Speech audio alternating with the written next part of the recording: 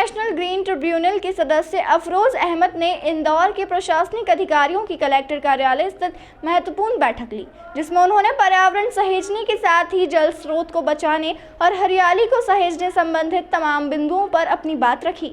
इंदौर पहुंचे NGT board के सदस्य डॉक्टर अफरोज अहमद ने शहर में जारी एनजीटी के कई प्रोजेक्ट पर चर्चा की और इंडस्ट्रियल वेस्ट के निपटान पर चर्चा करते हुए एनजीटी के नियमों के सशर्त पालन की बात कही।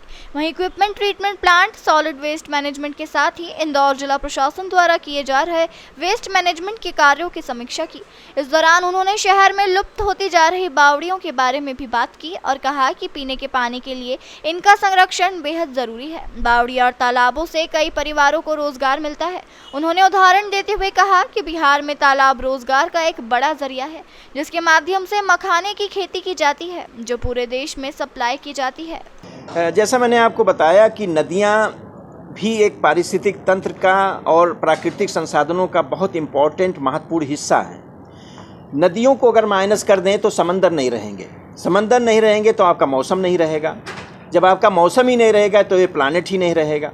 तो नदियों के लिए भी भगवान ने, ईश्वर ने पहाड़ों की पैदाइश की, हिमालय को पैदा किया जहाँ से ब्रह्मपुत्रा निकलती है, गंगा निकलती है, यमुना निकलती है, सतलज निकलती है।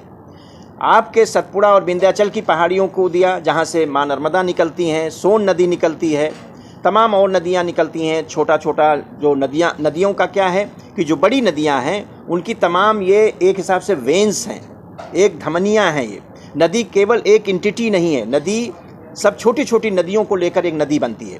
उसका एक आवास क्षेत्र है, उसका एक कैचमेंट एरिया है। अगर उस कैचमेंट एरिया को हम मार देंगे तो नदियों की ज़िंदगी ख़त्म हो जाएगी। तो इसीलिए नदियों के प्रबंधन के लिए बहुत ज़रूरी है कि उसके कैचमेंट को भी हम बचाएं, प्रबंधन करें। नदियों का फ्लड प्लेन जोन ये सुनिश्चित करना बहुत ज़रूरी है।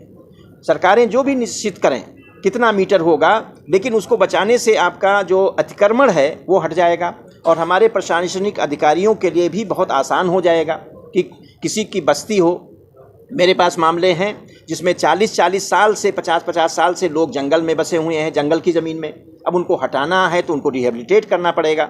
इसी तरह से नदियों के किनारे लोग बस गए हैं, उनको भी हटाना एक मानवीय पहलू भी है।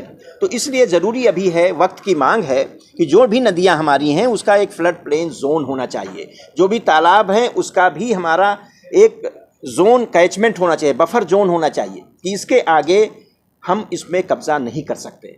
तो ये अहम ज़रूरत है।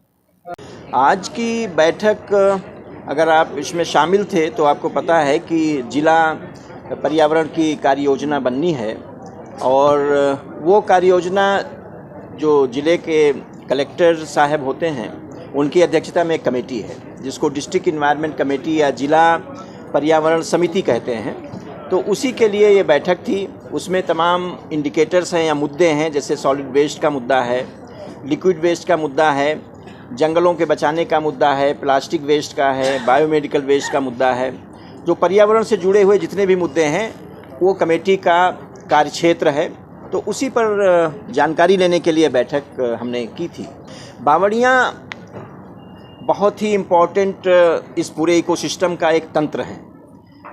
प्राचीन ज़माने से भी लोगों में जागरूकता पर्यावरण की वर्ड भी शायद उस समय नहीं था, लेकिन ये ज़रूर था कि माहौल को बचाना है। माहौलियात एक उर्दू वर्ड है, माहौलियात का मतलब ही है पर्यावरण। तो पर्यावरण आज हम हज़ारों साल से जब से मानव है वो पर्यावरण को बचाने के लिए बहुत अच्छे काम करता था।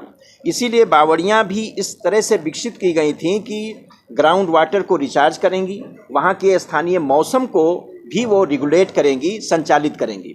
इसके साथ साथ बावड़ियों में कुछ गरीब परिवारों की भी जीविका चलती है। जैसे छोटे तालाब हैं उसमें सिंगाड़ा लगा दिया। बिहार में आप चले जाएं, उसमें फॉक्सनट जो है जिसको आप मखाना कहते हैं, पूरे बिहार में 90% मखाना बिहार से आता है, इंडिया में या बाहर के देशों में। तो ये तालाबों में होता, छोटे छोटे तालाबों में, छोटे छोटे तालाब में मछली पालन करके लोग जीविका करता है। तो स्थानीय मौसम को भी वो रेगुलेट करते हैं, ग्राउंड वाटर को रिचार्ज करते ही हैं। और दूसरा कार्बन का सिंक भी होता है। जो कार्बन आज बात चल रही है वो ख़ास तौर से बावड़ियों में और जो उसकी मिट्टी है, उसकी जो वनस्पतियां हैं, उसके अंदर ये समाहित रहता है। तो इसलिए बावड़ियों का सांस्कृतिक महत्व भी हमारे देश में दिया गया।